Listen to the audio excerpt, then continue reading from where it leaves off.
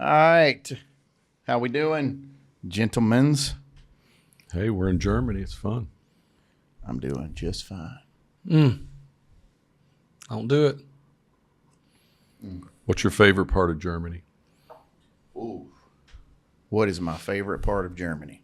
Man, that's a hard question to answer. Okay, if we're just talking like a cool hang, I really like Dusseldorf because there's some bars and hotels that I really like there.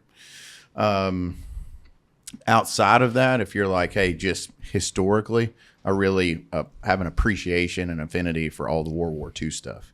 Obviously, it's pretty dark to, say that, hey, you have an affinity for a concentration camp. I think it's more of it's an appreciation, a respect, and honoring of, what all went on here and kind of ensuring that that doesn't happen again. Trying to do whatever it takes to get. But you liked visiting those sites. For me, it was moving. I mean, I don't want to go to one every year, right? I mean, because it's heavy. It's probably the heaviest thing that I've ever been to, just from what humans did to humans. I mean, Gettysburg is also pretty moving, just because that's in the United States where we're from, and to experience that. But this is a whole nother level. This Gettysburg is, you're firing on each other. Concentration camp is, we captured you and we forced this on you, and just created a plethora of death and destruction throughout, not just Germany, but all over Europe. Yeah. But I do love the World War II history. I just find it fascinating. What about you? What'd you like? In Germany? Yeah, what did you like? Oh, that's easy. You've been here twice, right? Oh, no, that was Belgium. Sorry. I was going to answer for you. Yeah. What's funny, you asked me what about I liked Germany. About Germany is going through it to get to Belgium. I've only been to Germany. I mean, this is a pretty amazing, twice in 1 year. But I enjoyed Munich. I thought it was pretty crazy. I think it was Hofbrau something to be there at the place where Hitler and his guys like stormed it and did their first takeover before he was arrested and spent time in prison and wrote Mein Kampf and all that. I'm like, that happened right here. Yeah, that's Hitler. That's I'm a Hitler. history nut. Phase 1. Yes, 45, not 47. Sorry for the. No, it just felt surreal to be that close. Did y'all pick up on that? I'm just trying to move past it. I'm trying to save you, man. They might not hear it. Mixing up despots. They might not hear it. It's just a number. I mean, I thought those were the years. My bad. Yeah, I think that was that late 30s or early 40s when he did it. Yeah, just when Hitler first one. No, that was early 30s. His first round. Yeah. Okay. Yeah. But to be there at the building, like look in the windows, it's a restaurant now or whatever, but it was just surreal that's where it all happened, got started. One interesting story. I remember my dad, he loved the movie Patton, about General Patton. And the first time he made me watch it as a kid, I had zero appreciation for it, other than the opening scene is this really cool Marine standing in front of all these guys, just eating their lunch. I mean, he's giving them a what for. And I'm almost like myself. I'm almost starting to stand up out of my seat and just be, like, yes, sir. Let's go. Like the way Paul does to us before every episode of the podcast. Exactly. He's like, I'm out. Yes, sir. And so I always had, just hearing my dad talk about Patton as I grew up. Became a young adult. I really didn't know any facts about him at all. But you, Paul, you got me turned on to the author Stephen Ambrose through Undaunted Courage. And one of his books is called Ike's Spies. And that unpacks a lot of the details of Eisenhower. But there's a big section in there that goes into the relationship that he had with Patton. And Patton had a very storied, let's say, time in service. And one of the things that kind of ultimately was the tipping point for his demise, or he was never set aside. Yeah, Eisenhower got picked, but even after World War II and the success of what he had, some of his behavior as a leader is what kept him from being further promoted. Yes. And one of the stories is you can look this up. It has the location, the hospital they were in, and the soldier's name. Patton was just there kind of doing a routine check-in on his soldiers, and he walks over to the soldier and is like, "Hey, soldier, he's trying to inspire him." And the soldier's not responding really. And he's like, "Well, what's wrong? You don't have any wounds or nothing?" And he was like, it's my nerves. And he takes his leather gloves that he was famous for having all the time and smacks the guy across the face. Now, the guy's in a hospital bed. Smacks him across the face and calls him a yellow belly, SOB, and a few other things. That's in the movie as well? Or I actually don't know if that's in the movie. It's in the book, but it's probably not in the movie because that's an older movie. Yeah, it's well documented throughout history. And the tragedy about that is that Patton was a really great leader. I mean, brilliant. without him, the march to, don't know how much you know about World War II, but the Russians and the Americans were racing to Berlin because they knew whoever got to Berlin was going to be kind of the victors of that. And so Patton's coming up from the south. The Russians are coming in from the east, and they beat us there. But Patton had a huge role in the success for us in the European front in World War II. But that little scenario, kind of ticked off the brass up above, and it started really getting him watched a little bit closer about what his behavior was. And Royce has been really helping coach us at Tungco on what we're calling psychological safety.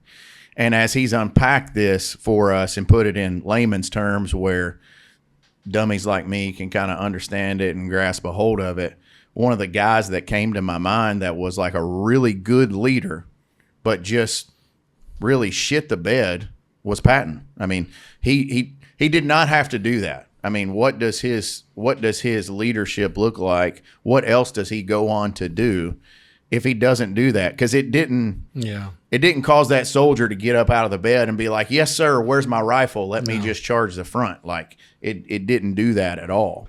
So it made it worse, if anything. Yeah. So psychological safety is what we want to talk about in this episode of the pod. And Royce, I'm just going to give it to you for a second to kind of unpack what that is for us. You can, kind of give us a high fly and then maybe talk a little bit about what we're working on even at Tungco, if you want to dive into that a little bit. Certainly. The working definition that I think is really good is the shared belief that a team is safe for interpersonal risk-taking. So psychological safety is very human, it's pro-human, but it's the idea that we can take risks, which is what we're paying people to do. Not foolish, but calculated risk that push the company forward, help us succeed. We can't do that without taking some risks. However, sometimes we can create cultures inadvertently that prevent people from feeling that they can take those risks. And I think that plays out primarily in the voice. Do I have the ability to speak up and say the hard things that need to be said to the right people? Because I think corporate gossip is a thing as well. So psychological safety is I can talk to the right person and say what needs to be said and not fear retaliation, humiliation, or some kind of retribution because I was honest. That's at the root of it. But I'd say there's two other values as well, but voice being the most important. So what breaks that? What are the key things that break the trust? What do you think? It's the gloves. You need to get rid of the gloves. You got to drop. That'd be a first step. You got to drop the leather gloves. But I think there's a plethora. There's not a singular thing that breaks trust. So I'll just talk about myself for a second. One of the things that I have learned, I used to coach my son's baseball team. Started coaching when he was about 7 years old, all the way to he was 13. And there was probably as much for me to learn about coaching as them to learn about the game of baseball. A few episodes ago, we had General Patton on, and he was kind of like, it didn't take very long for us to be like, oh my God, he's an expert coach in this field.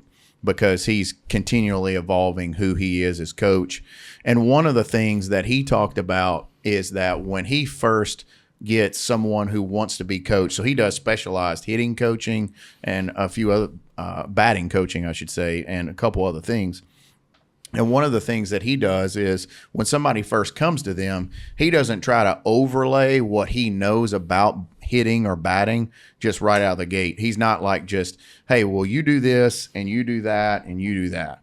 He tries to observe them and see, like, first of all, what are their mechanics? Do they have any mechanics? And then he just, from there, he picks a path that he wants to go on. And then he observes how they respond to that path. I think the issue, like when we go back to Patton, is he probably had a very one-dimensional way of coaching, and it was by force. Now, I think it's of note that is the military. So chain of command, establishing rules of order in war. I mean, maybe that's a little bit different. It's certainly different than what I'm doing. Yeah.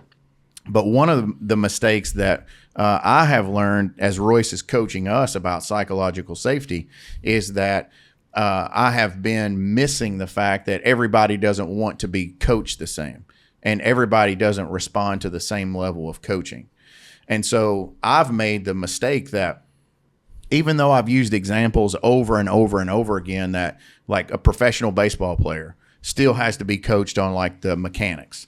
Like coach on the mechanics, because not making errors is what wins championships, not hitting home runs, right?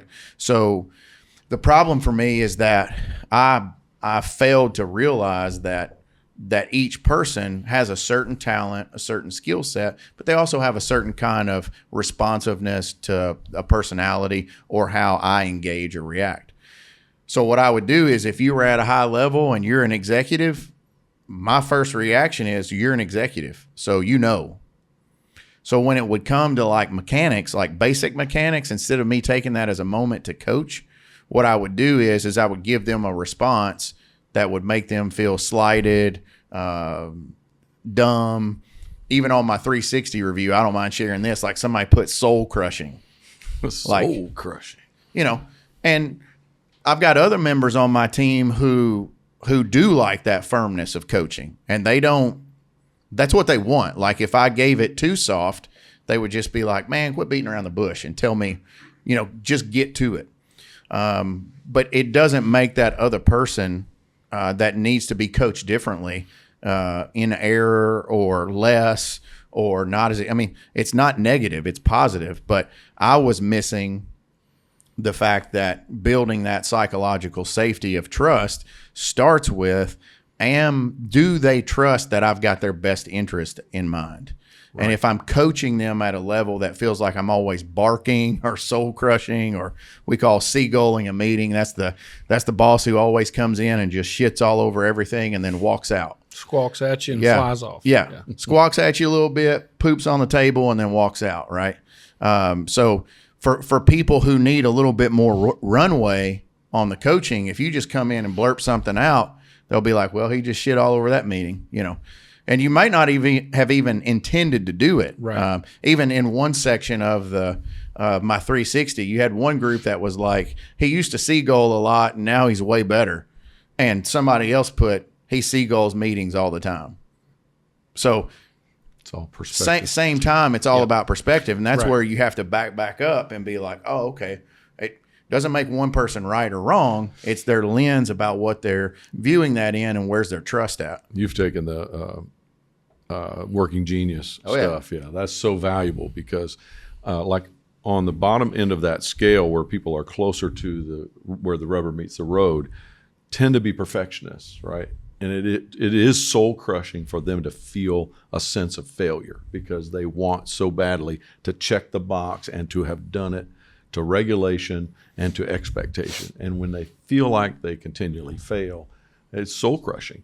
But you take somebody on another part of the scale and you just about have to hit them with a sledgehammer to get it through their head because they're kind of listening and they're kind of filtering at the same time, and it's not affecting them the same way. Yeah, same correct. talk. Yeah. Well, everybody wants to be coached a little different. And the thing with for human thriving and for trust to actually begin to really get deep set is whatever it takes to remove all obstacles for a person to feel that their voice can be heard by the right person.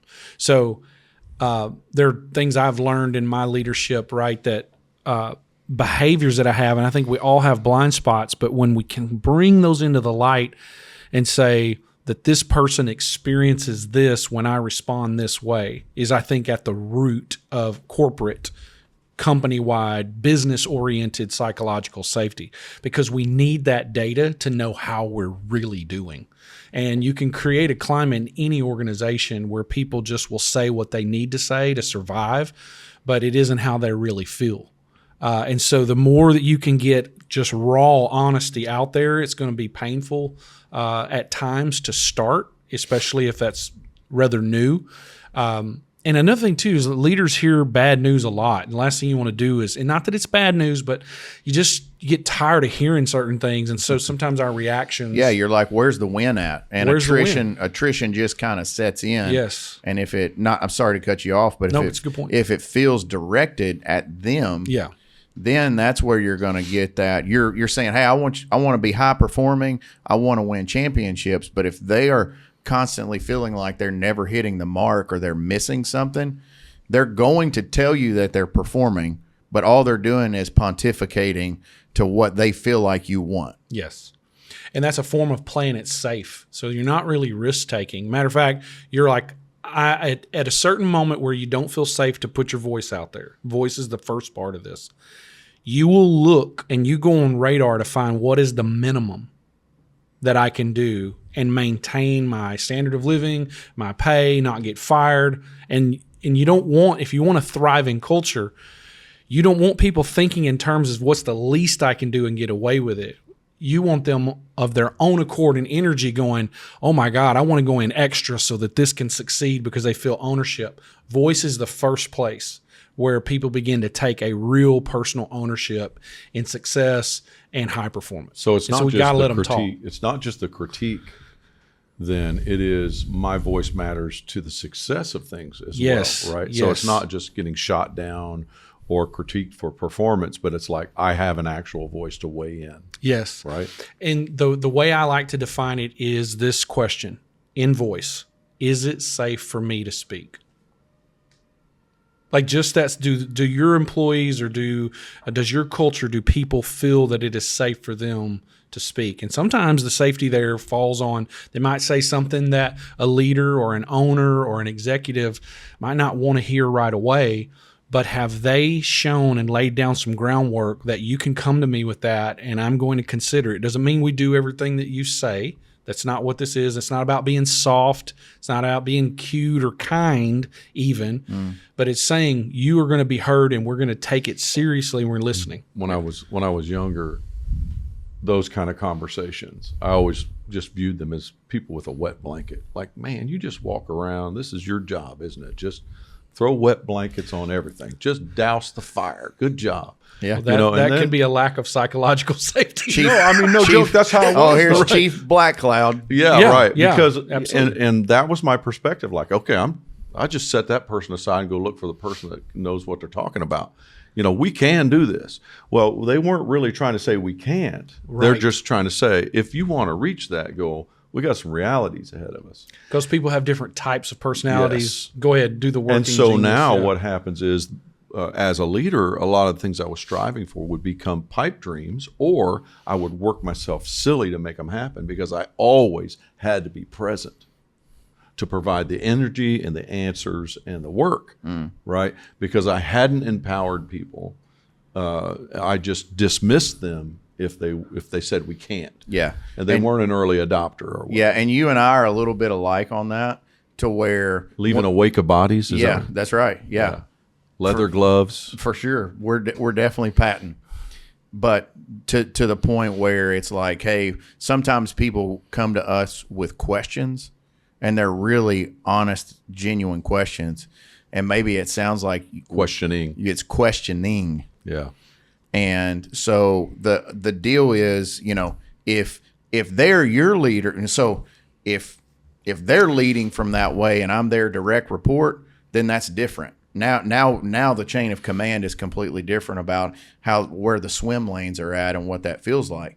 But when I'm in charge and I've said, hey, I want something, I'm also finding out that the Ranjay Gulati from Harvard Business School, when he came to talk to us at Tungco, he said that that one of the key things for a business retaining its soul is for them to have, the employees to have, or the team members to have voice and choice. And so another way to say that is, it doesn't mean that they just have a blank canvas, because if they're if it's a blank canvas, you're gonna have a lot of people it's just gonna be chaos. But also, just having guardrails doesn't mean that they know where to go, because you might have several side streets, they all got guardrails on them, but where's to take? So where I mess up is I'm like, dude, I put guardrails on the road. It's like, well, we're in Texas. Have you seen how many on-ramps and off-ramps and bridges there are? You just said, hey, here's the guardrails, now go in that direction. That's how they feel when we do that. Mm-hmm. But that's because we've already worked out so much in our mind, and then we have to come in and work it, or I'll just stick with myself. I have to come in and work it. And then I think the way that leaves people feeling is that, well, he had to have it his way. Yeah. Julie has been a good balance for me, because she thinks like the people that I lead need to think. You know what I mean? Like, she can think. So at first, her feedback, I felt like, was always negative. Yeah. But now I've come in later years. Was she the one you had in mind with the wet blanket comment? Well, she did that a few times. Don't forget, she's going to be on. She's going to be on this season. We had some fights over that, but make some notes back there. But now, as a senior leader, not too senior, but senior, a little bit senior. Well, I crave, like, even before I make a decision about what I want, maybe I don't even realize what I need to want. Right? So I like to get in rooms with people and lead collaboratively and say, I think this is what we should push for. Show me the holes in this. Am I missing something here? So before I come with a directive like, this is what I want, and the team is supposed to tell me how to do it, right? No, this is a different kind of leadership. It really is when they buy in, because you're sitting in the room, you say, I think this is what I should want. And often when I get in that room, I find out that's not even what I should want. Mm. Excellent. Yeah. Well, the thing is, can I just say one more thing? I don't want to hijack your subject, but think about Trump. So everybody who has been in Trump's inner circle, people even who are on the left, Bill Maher said, he was like, I wish I could get the Trump that I sat down and had dinner with. Exactly. Because he did a little 13-minute monologue or whatever after he had dinner with Trump and Kid Rock, right? But what he's saying in that is that he's not saying Trump's a disingenuous guy. What he's saying is he feels like that's the real Trump. But when you get all of this, blather, just over the top, off the top ropes, insults, kindergarten shit that he does sometimes, that's what develops in your mind as the psychological safety. And in that, there is none. So people don't feel confident to be like, this guy really wants to hear my opinion. When you ask everybody who is close to him, they're like, he wants to hear everybody's opinion in the room. Mm. But it's hard to imagine when you see how it's very hard to imagine. And if you're not somebody who is really confident to where you can be like, okay, no matter what he says, I'm going to lead with what I feel. That's a very, very high ask. And to your point that we've talked about a little bit is, what's the sustainability of that? Right. Well, it makes leadership even harder, because a leader, any decent leader, even if they've got a blind spot that's maybe preventing full measure psychological safety, but they've got success, that leader wants people to be bought into the vision. I've not hardly met any decent leader that's not wanting that. Problem is that we become complicit in our own frustration, meaning that some of our behaviors are preventing. So going back to voice, if a person doesn't feel the liberty to speak freely into a situation, they will never be able to take ownership of it. You push them. And so what this is called in that neurotheological camp is fear bonding. So if you want love bonding, which means I want to be here, I want to get up early, I am in on this idea, I need to feel that to some degree it's mine. Meaning that I can speak into it, I can think, I can imagine. But when that gets shut down, you're actually forcing a human being into the shadow. Means that, oh, now I'm afraid. I want to stay committed, but you're shifting the commitment basis or the glue to fear. You want to keep it as love or joy, as high. And then that's where you're going to get the best from another human being. So it's so important that we make sure that people feel that way in our organizations, because we don't do our best work when we're afraid. We do our minimum work to survive. How do you draw that out? Okay, maybe you have a leader in your circle and you know that they're not bought in with you. You can feel it. You know how that feels. It's like, I don't know that they're all the way on the team. Get your gloves. Right. Oh, yeah. Yellow belly somewhere. Stand up here, boy. But yeah, so, and they're guarded maybe, you know what I mean? You're just not sure where they stand. So you never feel the liberty to just like full on come on. And they are also feeling guarded. Where do you think, how do you change this in a relationship? Can I push pause on that? Because I want to get into the protector and predator. Because I think that answers a lot of that question. But before we jump off on that, when you're talking about the fear factor, can you give the example real quick on the like the house on fire, the difference in running out versus fear is a fantastic motivator. It's why human beings made it long enough to evolve. Problem is, it's a short-term motivator. And in companies, or you want to build like a culture, short-term motivators are horrible things to expect any kind of sustainability off of. Okay, so here's the difference. You can yell fire in this room right now, and we would jump up, highly motivated. Our amygdala, that base of our brain, is telling us, get out of here, boy. And we'd go, how far? Let me ask you guys, turn it back to you. If someone yelled fire, how far would we likely go? What would be the farthest we would go based on that initial motivation? I'm at least going to Subway so I can eat fresh. It's right down here in this corner over here, out and away from this building. So we're going to find wherever we can get out of danger is where we stop being motivated if we use fear. Now, this is why it makes leadership harder. Leaders, if they don't even, many of them don't know this is what they're doing. They're just trying to get people to be motivated, but they will buy into a fear-based model of leadership to where that leader has to sustain fear. So especially if you use that tactic and you see it work. Yeah, so because you get a quick result. Now you've emotionally tagged it, and you're like, oh, that worked. So you do it again. Right. And then until you've done it over and over and over again enough to where even your people who could take they're the most resilient and hard coaching, even to where they get to where you're like, dude's just an asshole. You know? Exactly. And you get a law of diminishing returns in that. Psychologically with people, you're pushing the minimum lower and lower and lower, and they'll start testing how far they have to go before they get beat, so to speak, before they'll do it.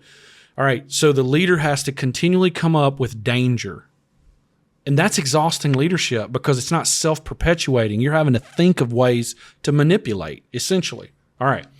But what would bring the three of us from that subway back into this smoke-infested, burning building? Somebody crying, somebody in need. My baby's in here, my wife in here, one like, of you. Where's Frank? Yeah. Where's Frank? We're going Where's back. Frank? We got to get Frank. I don't know about Frank. Frank didn't make it out. Right. So what sends us back? Is there a tinge of fear in that? You bet you. Sure, yeah. You bet you there's some fear in it, but it's not preventative. Love, value, I'm in on this and I'm going to do what I can to help will drive you back into a dangerous situation in a self-perpetuating way. So we want to have cultures that are driven by joy, love. I care about this. And so the first place, to go back to what he said, some people are not the right people for our team for reasons that have nothing to do with our culture. That has to be said. We should be really honest that we don't just blame people because it is some things we can work on. Right. Yeah, that's a good point. But no matter what you do in your culture to some fix people it, don't belong. They're not going to fit there for their own reasons, and it's not something you or your culture did. But be honest. Yeah, I hadn't thought about that. Be honest, though, that you're – but the way to know, let's pursue their voice. And if they won't give it to you, keep asking why. I feel that there's something you want to say. Can you tell me, is there something I'm doing as a leader? Is there something in our culture that would keep you? Is it a past event that you might still be, you wouldn't say it this on the nose, but they could be projecting past events onto your culture or their culture. But ask, reach for that voice. And if they won't give it to you, they might not be a right fit for whatever reason, but you got to give me your voice. Yeah. If you're going to take ownership in this culture, I need to hear, how do you feel? What do you think? Who are you? And again, that's okay if it's determined it's just not a fit. Exactly. Now, another aspect is you might have, a guy who is, maybe he's been a wide receiver his whole career in high school, but when he gets to college, doesn't mean that the kid doesn't have talent. But there might be something else that he has talent in that's like, dude, you would be just all-American cornerback in football. It happens a lot, But it takes too. a coach to identify. Doesn't mean he doesn't fit on the team. Now, if they're already set with that, then maybe they just don't need to recruit him because they might already have 2 all-star cornerbacks, right? But that's kind of what we're seeing. But I think the other side, and tell me if this is where you're getting at, is the person or the team member that just, it's like they refuse to buy in. It's like you feel like you're always having to pull that buy-in out of them to where it's more team-driven instead of me-driven. Is that also an issue? Like you don't know, you're looking for the motivation. Is what they're doing, what are they motivated by? Just getting by, or is this really buy-in? Are you excited about being here? Right. I mean, you're functional, but are you bought in? Like, you know what I mean? It's like I don't get the sense that I've just had players like that. Yeah. Like, are you really all in here? Yeah, and if you give them something that is an incentive for them, for what I've seen is if they can only respond to an individualistic incentive, then they may not be predatory in terms of how they handle the situation. But they're not for the team. But they're for definitely themselves. not for the team. And those people, 9 times out of 10, those people are not on our team anymore because even though we're trying to develop psychological safety in the workplace, we do have a great team, and it pushes individuals out. So people who are always like, this is the me game, that pressure will eventually push them out. Could we call that toxic individuality? I would say, No, it's a toxic, it's a good point. Very much expressive individualism where Like it's got to be about me all the time. Right. They don't even know how to fit into the spirit of a team. And right? you're not, and as an employer, we're not called to fix that.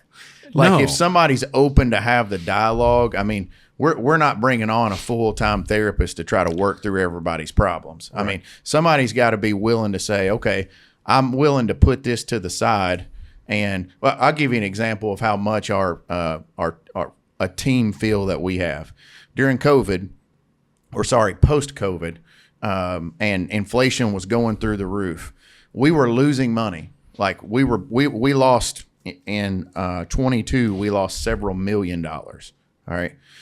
But inflation's going through the roof. And we started losing a couple people because now you're in this inflation spiral, and now you're in a pay increase spiral. So it's just going, and it's not a downward spiral, it's upward because everybody's trying to compete with everybody else. I mean, that's when McDonald's went to $25 an hour for workers. And you just can't. So we're like, okay, we can't afford to not, meet this challenge. So I went before the executive team and I said, look, guys, there's no question we're losing money. We're bleeding money. But if we don't do something about this, when things turn around, there's not going to be anybody to work. So we had to make a decision. I'm not going to say what the number is, but they came up with a number that basically said half of the people are going to get a pay raise and the other half are not. And the half that weren't was the people making the decision. So that was one of the proudest moments for me as an owner, because I didn't make that decision because I didn't want to just make that decision for them. And they brought that to me as a solution. For me, that's the kind of team that I feel like builds in that it's not just about them, because everybody's facing the same inflation, but they were able to put themselves aside. I've had other team members recently that were like, hey, if I don't get this and I don't get this and that, I'm walking. It's like, and what they're asking for is out of scale with where everybody else is at. That's the thing where I find it's very harmfully individualistic. Understandable. Yeah. So that leads us into the idea of like a good team player, someone in your culture, is that, bring it into human thriving and human maturity, is that I believe along with in human maturity, we should learn to suffer well and learn to love well. That would be a great goal as a human being. Not more stuff, not more power. But if I deserve influence, and by that, it would be, do I love well, suffer well? Another spot in that love well, suffer well is, am I a predator or am I a protector? Predator, strong word, but here's the deal. We should not underestimate that word in what drives us as people. So predators use others to sustain, feed, and prosper themselves. Protectors see the inherent value of others and want to guard and protect them from predators. And so if a culture doesn't have at its core protectors, predators will win, and that's what I would call toxic individuality. It's a predator engine that says, I'm just doing what's good for me at the end of the day. And so that needs to be assessed and looked at as a part of the journey as well. Yeah, and I mean, even in wildlife, last season we talked a lot about the buffalo, but we also touched on wolf packs. I mean, wolves are predators, but even within the predator system, the alpha male is creating a protector culture within the pack. Yeah. And if you're going to try to be the alpha, well, you better be ready to lead, because if not, you may not be living anymore. Right. I mean, that's the level of importance that it is for their pack to be able to survive. And I have seen numerous times in my career those individuals who make that decision to just be like, no, this is 100% about me. And the attitude that comes across is always because I deserve it. That is always an underlying, it's about me and I deserve this because I did ... And to me, when somebody says that, I can always pick out 4 or 5 more people who, whether it's they have a higher workload, they bring in more revenue. That person who has that attitude is never as high performing as they think that they are. Never. And so for me, at that point, when we talk about trust, now I have a decision to make. Right. And that's where things at times get really complicated, because for me, I want to hope that can change. Yeah, you hope. And I've made poor decisions as a leader and not said, because I wasn't educated as well on what we're talking about right now. I just said, no, we're gonna put in the work. We're gonna put in the work, and this is gonna change. When I put that information into Gemini, where so what I did is I took our widget from our team members. I took Francis Frei's trust triangle, and I took the other data that we had on psychological safety, and I said, create a quiz for onboarding people who like a psychologically safe culture. And all this stuff that we're talking about, it asks the questions in the right way. And we're going to incorporate that into when we're recruiting, not after you're hired, when you are coming in, before we ever hire you, so that we can seek out whether this person has predator or protector tendencies. It's excellent. Well, that's a good segue to just bring out the 3 V's altogether. So voice, you can't do anything if you don't get that established. That's your beachhead. Get the voice where people feel they can speak freely and openly. They may understand that nothing may come of it right away, but that it matters and leaders are considering and they're listening. And you can come to me anytime, no matter how good or bad what needs to be said.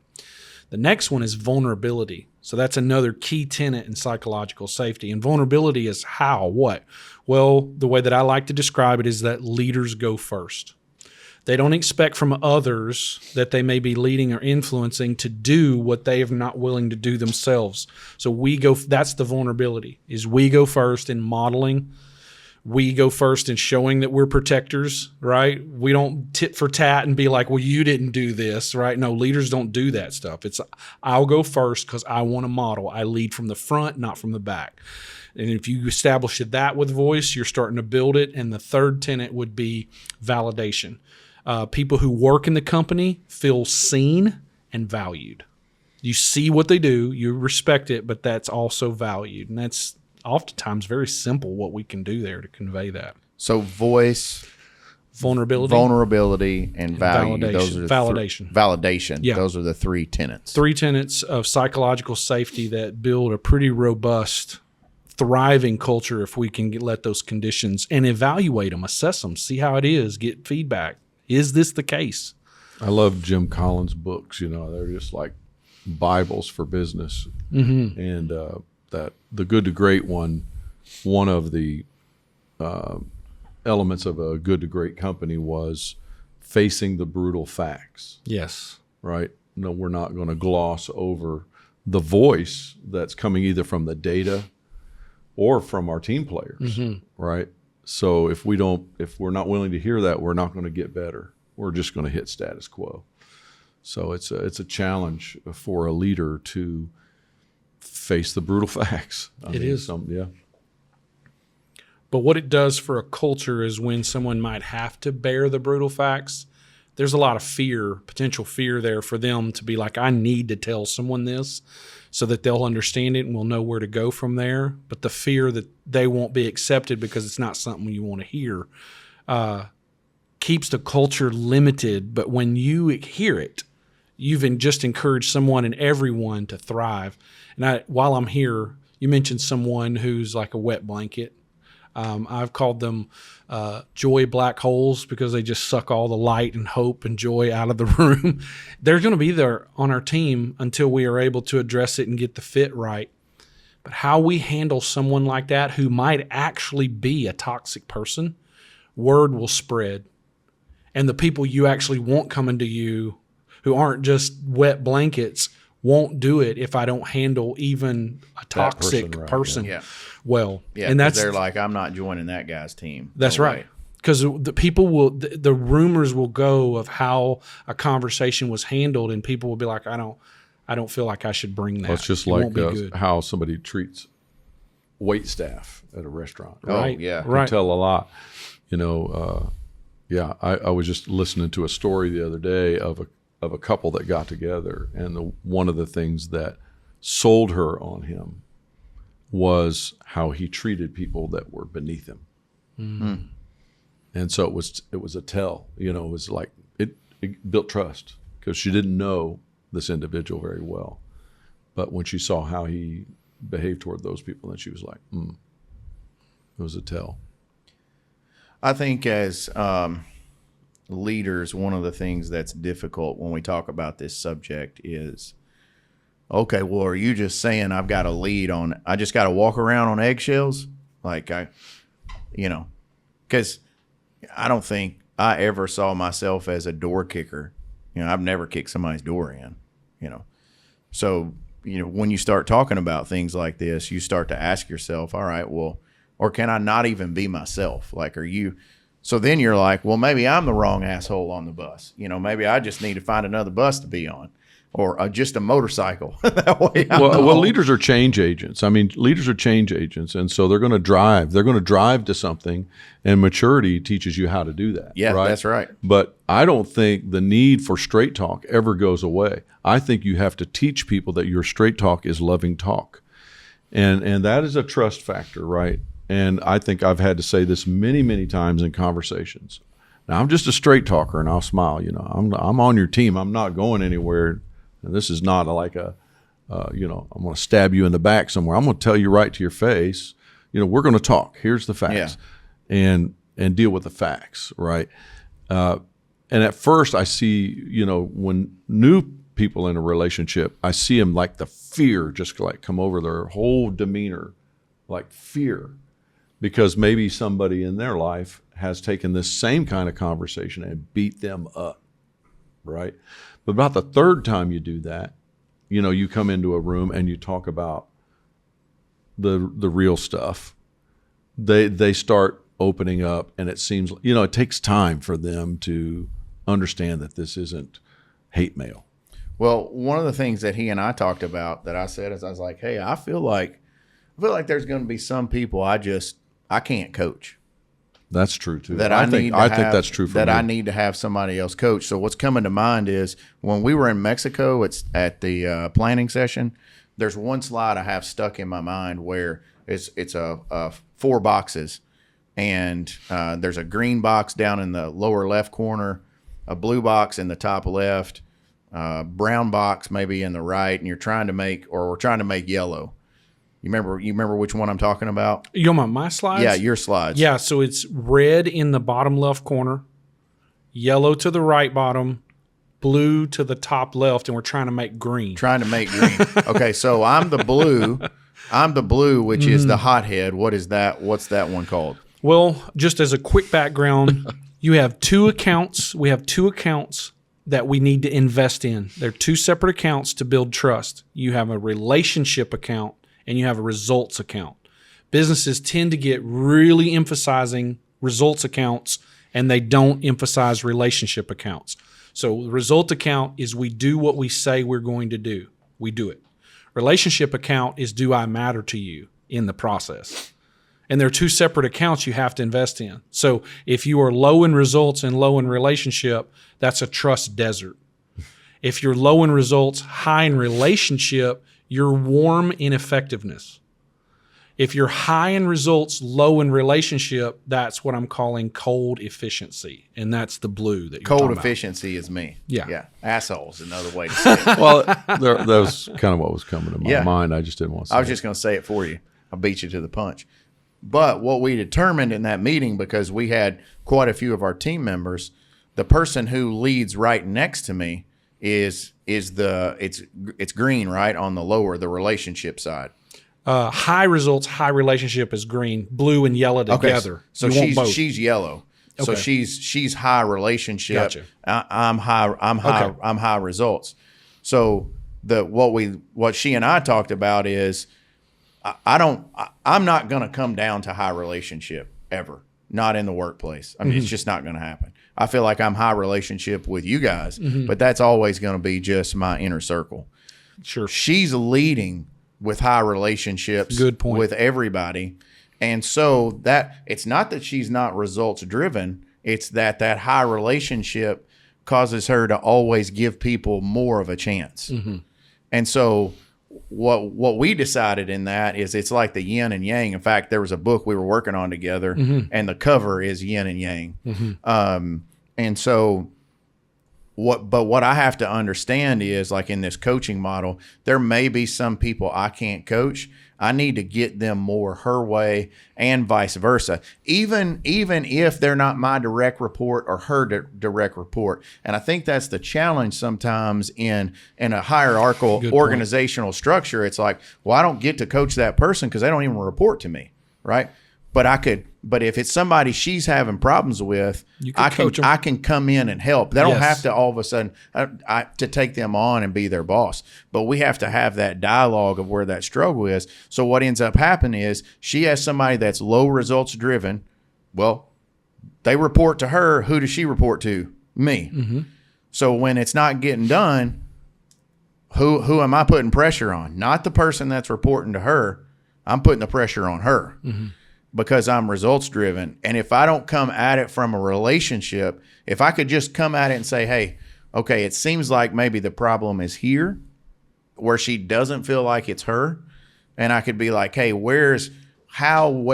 what, when, where, why are we seeing this lack of performance, and how can I help?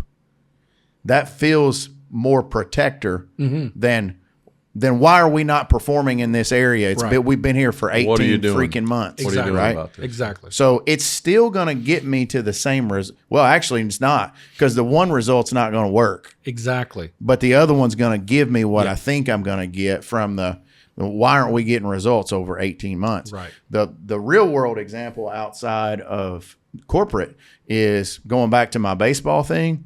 Those boys that I started coaching at the age of 7, by the time they got to 13, they knew if they missed a ground ball, they were running poles. Like it wasn't even a question. Like it was so normative that they just dropped their glove where it was at and took off running. I didn't even have to say, hey, go get a pole. They just took off running because that was the discipline for making an error. Why? Because ground ball is fundamental. If they've got to run and dive for it, don't worry about it. But if you fail to get your glove down, just drop your glove and go ahead and run. I made a girl cry on Claire's softball team because she wouldn't slide. And these girls were 13 years old. Now, I got roped in to just assistant coach. And so I had to coach a Saturday practice, and the coach told me to work on sliding. He's like, they don't slide. So we're doing drills from first to second, and this girl's running, and I'm standing at second base, and I'm like, slide. And she's like, oh, I don't slide. And I'm like, in my mind, my reaction was, well, then you don't play. I mean, what are we doing? If you don't slide, it's baseball. I mean, that's just part of the game. Like you don't get to opt out of that because it makes, and by the end of that practice, not only had I made 3 of them cry, but I'd ripped my jeans and my knee was bleeding because I had to show them how to slide. Yeah. And they didn't invite you back. The coach did, but the girls didn't. Yeah. Or maybe the parents. Definitely the parents. I got some, that's my baby, don't talk to them looks. That's a whole nother sermon. But so that was another real world example for me where I had to observe that I can yell at all these girls, but it's not going to produce anything. Zero. Exactly. So the question then, just to use that scenario as a leader, is like, what do I do? What can I do? And maybe sometimes you can't. But it's like, is there some way to get into where they are and invite them into sliding? Yeah. And I'm saying that's just to me is a really good leadership metaphor. What makes them tick? What makes it appealing? To get them to do it if you can.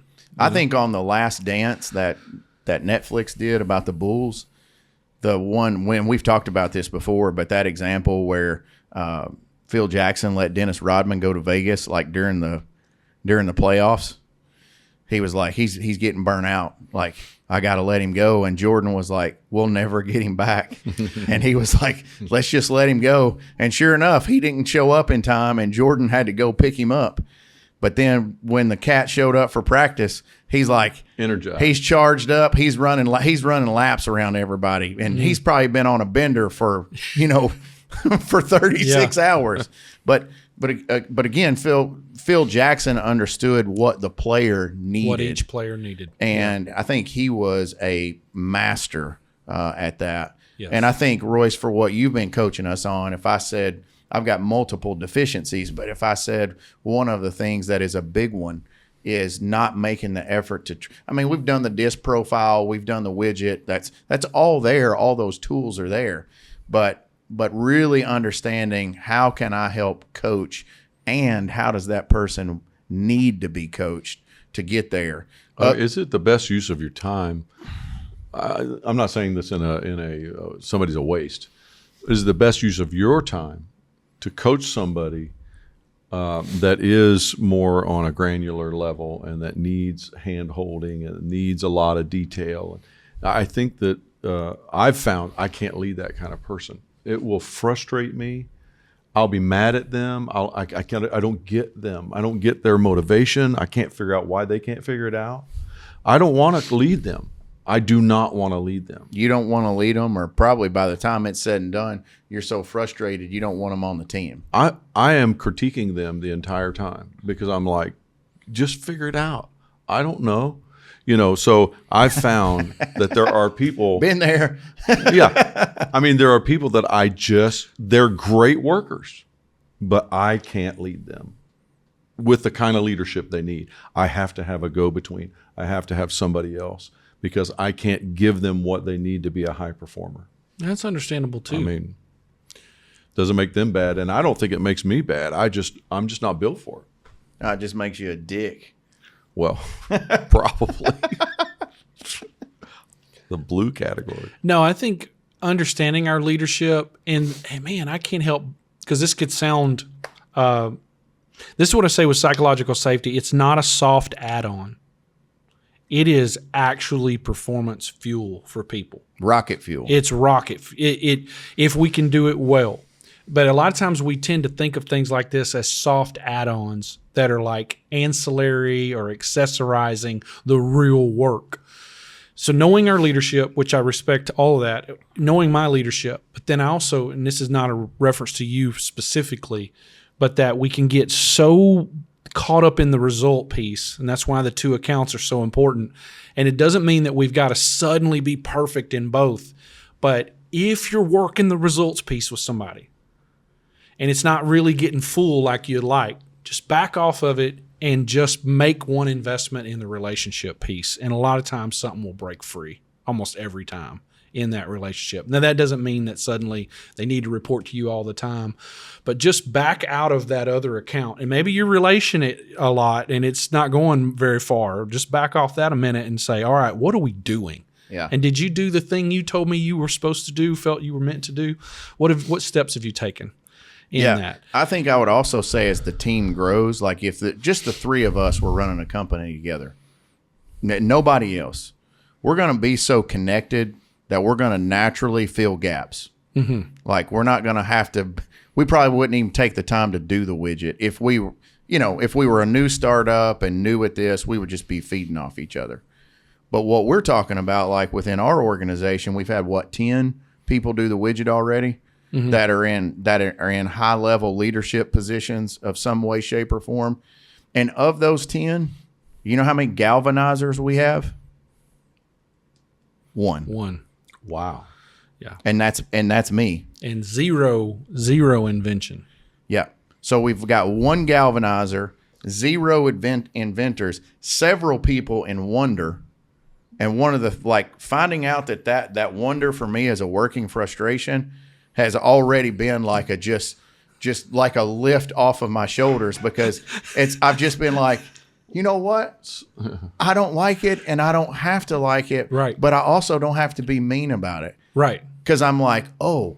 Yeah, just come out of the clouds, guys. We're trying to get something done here. No, I don't say.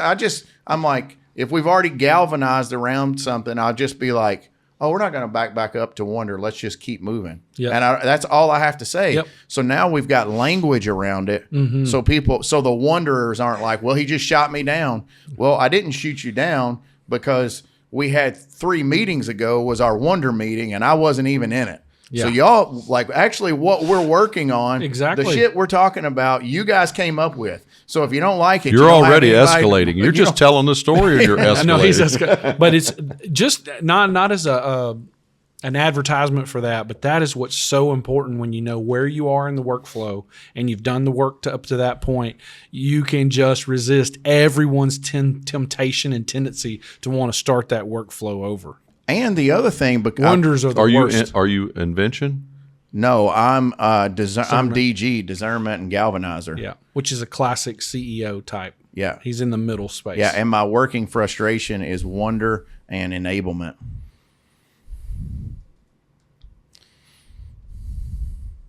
Because I find the enablers to be like, that should have been done. Yeah, I have none of those bottom two. Yeah. Yeah, I have to have those team. are both my frustrations. Yeah. The E and T. Yeah, but I think what it's done is because we had some, we weren't without friction. Like we had some friction in our executive team, and I think what it's done by using the widget, and the widget is from Working Genius, is it's given people language that we can hold on to and identify with, even laugh a little bit, and and that's the main thing. It's brought some laughter back to it, to where it's like, oh well, he's a galvanizer, and it's all ways around. It's not just. So what do you do when you see a deficit like that? Does that feel like a deficit in your team? Like you need more galvanizers, more invention, or?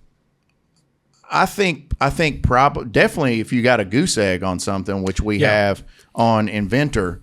I think we've got to figure out, okay, is there somebody that maybe they're just not full green on it, but because I feel like I have very little wonder, but I do have some invention in me. Mm-hmm. That's my other color. What was yours? Your competency. Yeah, it's my competent. I'm green in wonder and discernment, and competent in invention and galvanizing. Yeah, because you're an answer guy. Like, let's figure this out. Put all the cards on the table and let's shuffle it around, right? Yeah. I'm also, that's like, I can do that all day long. I just love but it's the legwork of getting it done is where I struggle. Yeah. I would just say, and I definitely want Cliff to respond to this, I think it's given us tools to look at recruitment and then also process flow. There's no reason he should sit and lose his mind and wonder when he can be more productive getting things done in D and G. But do we have those bases covered by people who are gifted there so that we're assessing the problem, that wonder, and then recruiting, not that we have a definitive plan, but the thought there is as we assess people, like, let's be looking for invention at certain roles maybe to come in the days ahead. Ryan, so that they're invention. No, he's wonder and I think enablement. Yeah. Yes, he's WE. I think he's WE. Now, We're also really low in T, in tenacity. We've got a couple, but some of the ones that are in tenacity aren't in a place to really, really close it out and push it across the finish line. And we can do some more assessments too, because we might find a few gems out there that could be pulled into meetings, so their gift is available in those. But see, to me, this whole talk of psychological safety, it's like, this is like, I'm known and appreciated for what I bring to the contribution, and it's not expected of me to be something that I'm not. It's very That's important. very freeing. Yeah. And that's a part of validation. It's a safe place. Yes. It's a safe place. And even, I think, you allow yourself the permission to move people around in the organization based upon those kinds of things, rather than it feeling arbitrary, correct, or like you're getting punished or something. Yeah, and you don't just move somebody into a position as a reward that would basically handicap or hamstring them if you know that that's gonna. And we've done that in AI. Like, we put their working genius in there and their disc profile along with the job description and asked AI what the success rate would be if it's a good fit. And it'll tell you, like, they're probably going to struggle here. Watch out for this, or like hard no. Because it is a science. I mean, it really is a very good science. And the problem that I have in making that decision is that I think my emotions get in the way. Because when you have an opportunity for somebody, and it is somebody who's worked really hard for your organization, and a lot of times that's not just a lateral move, it's a promotion. And you're like, man, I really want this person to feel that. And also, as a manager, you can have a little bit of a fear factor that if that person feels passed over, now I've created another problem. And I've had situations where people came to me and was like, why did I not get that promotion? And I think what we've not had is, it's tough to come up with the words to be like a grid work. You just be like, well, you just didn't cut the mustard. I mean, that's not a good enough answer of why you didn't get that promotion. Right. But the language and the handles that we're starting to develop really is a something that's like, oh, okay. And I think based. And I think it helps us track when somebody is like, hey, I want my career to be here, and our language is they become a stakeholder, and we know they're working genius and everything. We're already going to know that, hey, these jobs throughout our organization are probably it's going to be more likely that they would create frustration for you. So if you're going to aim for something within the organization, aim for these jobs, like not these jobs. I had one guy that there's no way he could sell anything. He couldn't give a cheeseburger away to a homeless person. I mean, but he wanted to leave the position that he was in and be in sales. And my answer was like, dude, that's never going to happen. Well, I'm sure that went over not too well, because I probably said it condescendingly with a laugh in my voice. But this gives us those kind of handles, because for me, I don't need to be in a position where I have to just be in Wonderville all the time. I'm going to end up being terminated. It's because I'm not going to be productive. I'm just going to sit back. I need to be in the position I'm in where I'm discerning, galvanizing, but I need to stay in that lane. Yeah. Or else I will be in a working frustration and not a fun guy to work with. And put those types upstream so that what comes to your discernment strength is good quality choices to pull from. We understand the problem, and we've got some really good possibilities for you to pick from. Yeah. And that's going to set you up for success.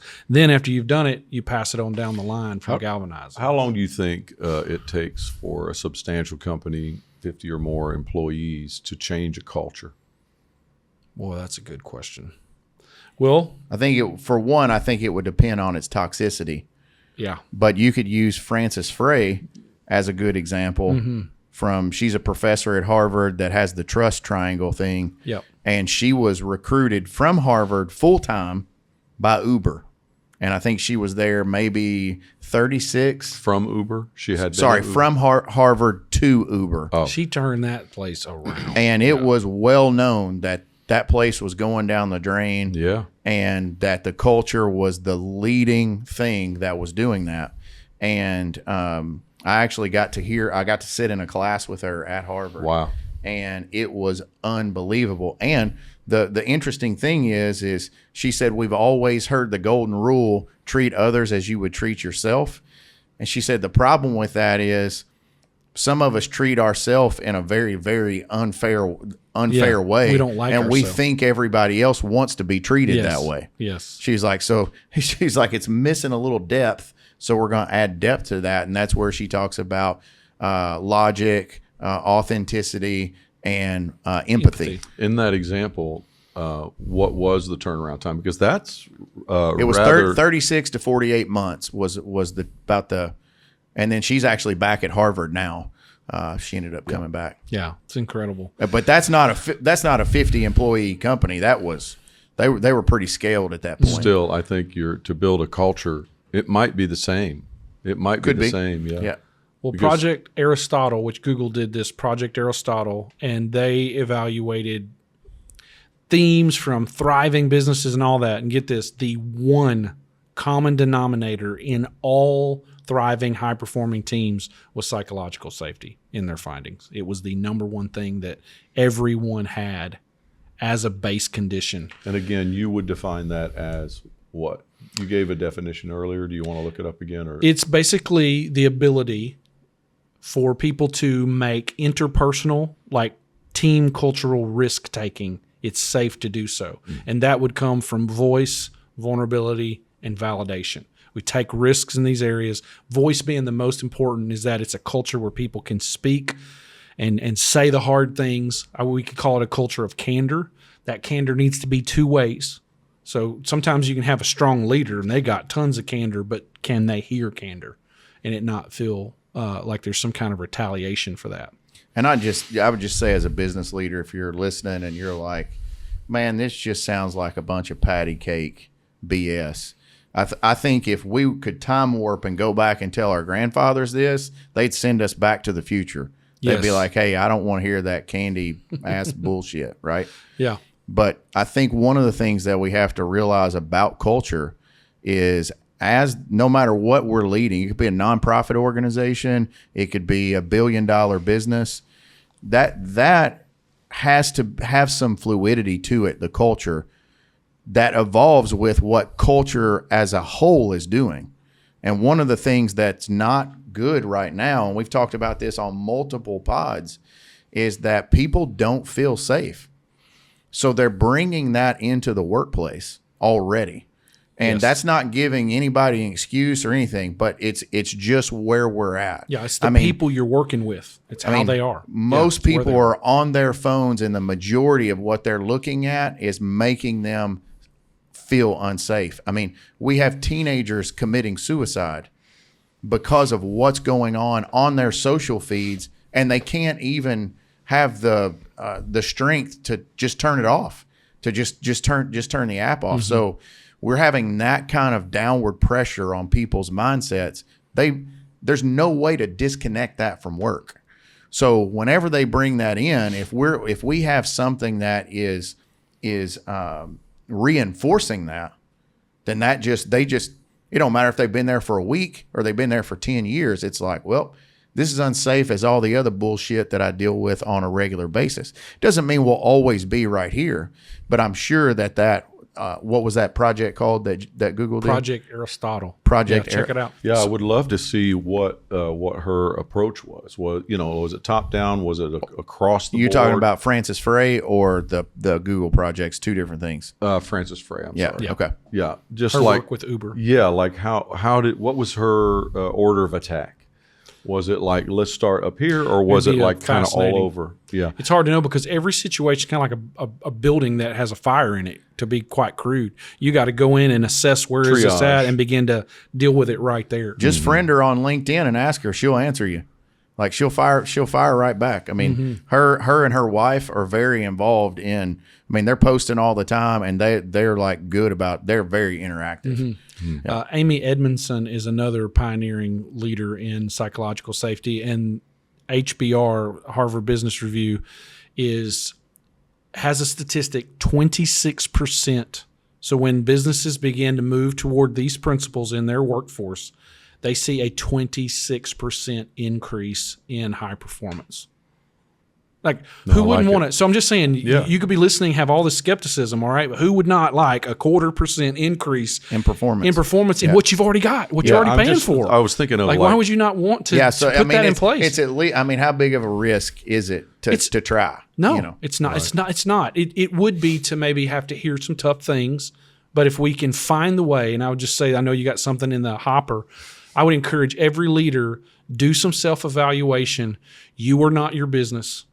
You are not your idea. You are something more than that. Yeah. So when someone comes with a fresh idea or a critique, it's not against you personally. And you listening to that and responding well in a healthy way could be one of the most profitable things you do this year. Yeah. It's just that. I took that advice so seriously that when we did the planning session, you know what a word cloud is? Like where you drop a bunch of words in and it just looks like a cloud, but it's all these words. I took it and I made a word cloud of all the positive things and a word cloud of all the negative things that were on my 360 review.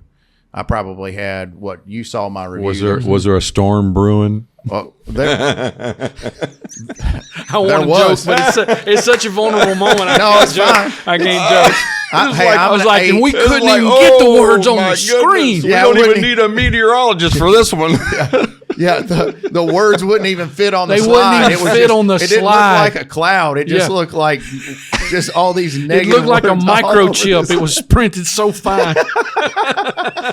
Oh, that's no. funny. But Paul led me into that. But you get immediate immediate return on that. Now you have to back that up. You can't just share some data and do this. You know, you're going to have immediate situations. And I've already had a couple since then.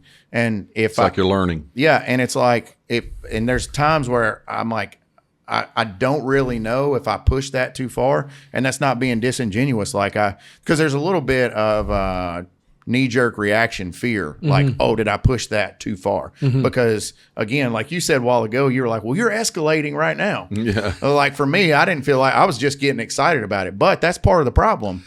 Excited is that I'm just like, and that's just sometimes that's how I am. So I have to be taking notes on what I'm saying as I'm saying it and try to be a little bit more self-aware. And so if there was a question for me, I just would come back and be like, hey, if I push that too far or whatever, just give them a chance to say, hey, are we square? And I'll just say, hey, I'm sorry if that went too far. And a lot of times they're like, since then they've been like, no, that was okay, or yes, I felt a little bit misunderstood about that. And then it is like, oh, okay, we just wash our hands and go on. It's not a thing. Yeah. And I think that's where the trust is being rebuilt because we didn't really get into Francis Frei's triangle a lot, but what the 3 points, what she talks about is that we wobble on one of those.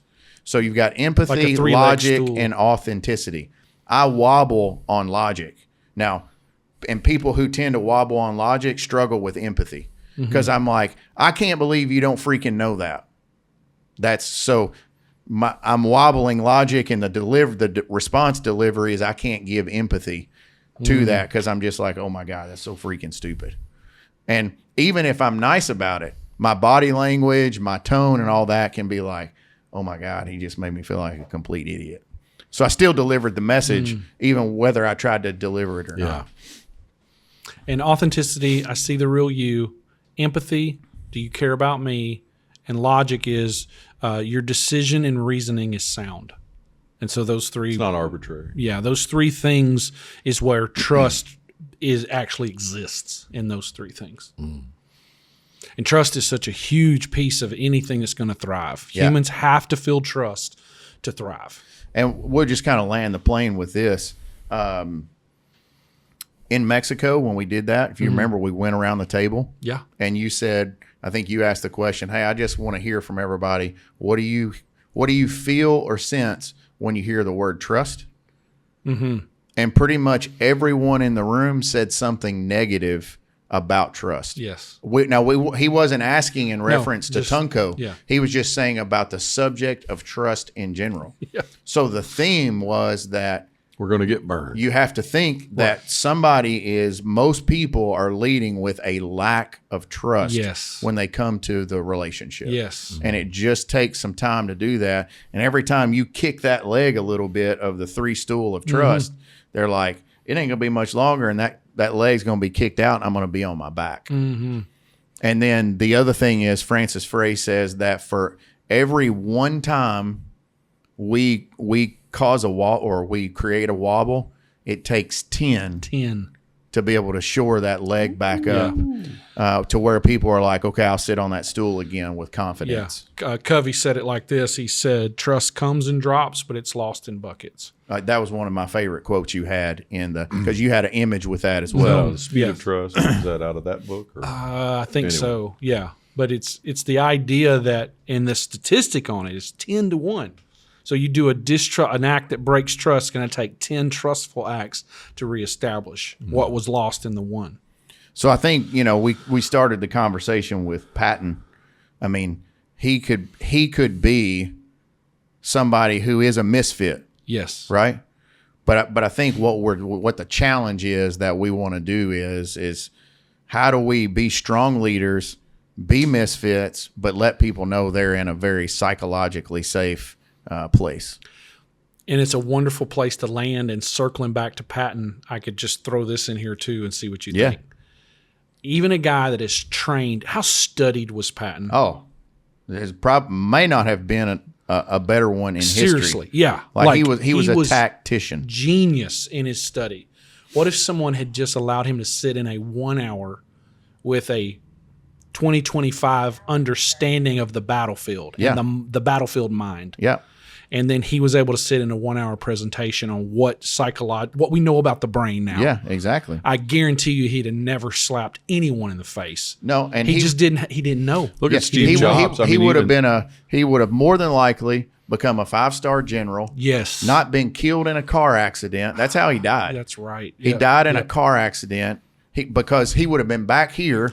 Exactly. Because Eisenhower gets elected as president, and he would have probably been the Secretary of State or some level of high-star general advising the President of the United States. Look at the migration of Steve Jobs' leadership, where he was pretty asinine and difficult and rude to the next generation, Steve Jobs. I mean, never perfect, but you know what I mean?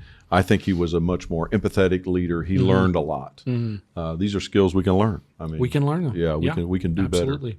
better. And some of this, like even in the Steve Jobs thing, some of that is just we're gonna learn with age. Yes. I mean, when somebody's in there, I mean, it's like Tim Keller. One of my favorite quotes of his is, he was in his 40s and 50s. He'd like to meet the guy that's in his 20s. And just say, hey, let me just give you a tidbit of advice. Yeah. For me, the problem is even if I was able to do that, I probably wouldn't listen to myself. I wouldn't either. You know what I mean? So I think in terms of grace for ourselves, that's what I've tried to do in this, because I have had to hear some pretty hard things. So I've had to have grace on, okay, what could I have known differently? And then what was I like, oh, somebody told me that and I just ignored it. That's where I've tried to weigh the scales on, I really could have done better, or I'm not sure I even had the tools to be able to make a better decision. I was just going off gut. And in all honesty, that's probably where Patton was at. Yes. In that era of time and everything with what like he knew, that. who he was. Yeah. It had worked for him, so he just kept doing it. And here's what's awesome is now we know more. I have a responsibility to do something with what I'm hearing now and the maturity level that I have now. Like, okay, how can I bring more good into the world with what I'm learning? 100%. There have been times as a leader you just feel like quitting. Hey, man, I'll just go off and take a golden parachute and forget all you guys and just, forget it. Or no why do I parachute. even care? Or no parachute. Yeah, there's that I'm too. saying That's you feel right. that way sometimes. Oh, yeah. But, like, I think at the end of the day, it's the guy who doesn't quit, right? It's the guy who keeps advancing and maturing and becoming that wins, right? It's like they weren't any better than the last guy, but they just kept on tracking. Yeah. I would say that as long as you know you're in the right seat. Yeah. Because there's sometimes that's the only thing I would say is that some guys end up in a leadership role that they got there by promotion because they were a high performer somewhere else, and somebody put them in a slot that they were handed, and they took it because it was like, hey, this is good and this is what I want. And maybe pride or ignorance or whatever kept you from being able to see, maybe, like I said, maybe I'm on the wrong bus. Maybe I'm not. It's not just a seat problem. Maybe it's a bus problem. I mean, I think we could say where you had evolved to in the situation we've talked about on another pod, it's safe to say you decided you were on the wrong bus. Like in my mindset about the kingdom and that sort of thing. You because something shifted. You would have to downshift that and compartmentalize it to stay where you were at, and then you would have been miserable. Right. Didn't change my position as a leader and my makeup as a leader. It changed the game plan. Yeah. But I think that's also a part of not quitting, right? Because you're going to come to those moments where you have existential conversations with yourself. Yeah. Like, is my company even built on the right premise? Yeah. So, I mean, if I'm being fully transparent, and this whole heart surgery that's been going on with me, the question was, do I even need to be leading the company? Like I had to get honest with myself and just ask that, because I just felt like it was a valid question, and I'm still around, so I guess I landed on yes, I'm the right guy. It actually came from me asking a couple other people that question, like that, not that work for me, but just kind of on the periphery. Yeah, you just need to change some of your tactics. Yeah, and so I think you do have to ask that hard question sometimes. Absolutely. And I look at it through the lens, and it's a little archaic, but I still think it's applicable, is calling. What is your calling? And I have been pursuing my calling actively and aware since I was 15. That's when I began to understand somewhat of my calling. But then I just come to realize I spent 30 years in a vein of what I thought my calling entailed. And then I came to a crossroads where I needed to quit a certain part of my calling that I didn't fully understand to embrace a new part of my calling. So I've never quit my calling. Right. I've never let or give up on my calling, but I've had to quit some things that I allowed to become attached to what I thought my calling was. Absolutely. And that I would hope maybe inspire a few people out there. Just don't ever give up on that call, but let it evolve. And that's harder. Much, much harder. And it's easier to clank on after the oil's out of the machine than to do that. Yeah. I did until it become, near life-threatening. Yeah, you probably did run low on oil and gasoline. I mean, you were about to burn. I was completely out. Utterly, completely empty. Yeah. And it took everything to finally say, okay. Yeah, for me, not that working. was just dark season, like a dark season, like not knowing what to do, but you just keep repeating the madness. All right. Well, if we don't end this one, it's going to be 3 Another episodes. podcast. 14 episodes. All right, guys. I love you. Royce, thank you for not only being a friend, but in that loyal friend, being a great coach and being willing to tell me some hard things. Super great stuff today that you shared. Don't stop. That's awesome. Thank you. Let's keep it going. Honored. All right. Love you guys. Great episode. Misfit Social Podcast. Let's go have some beers. Let's go.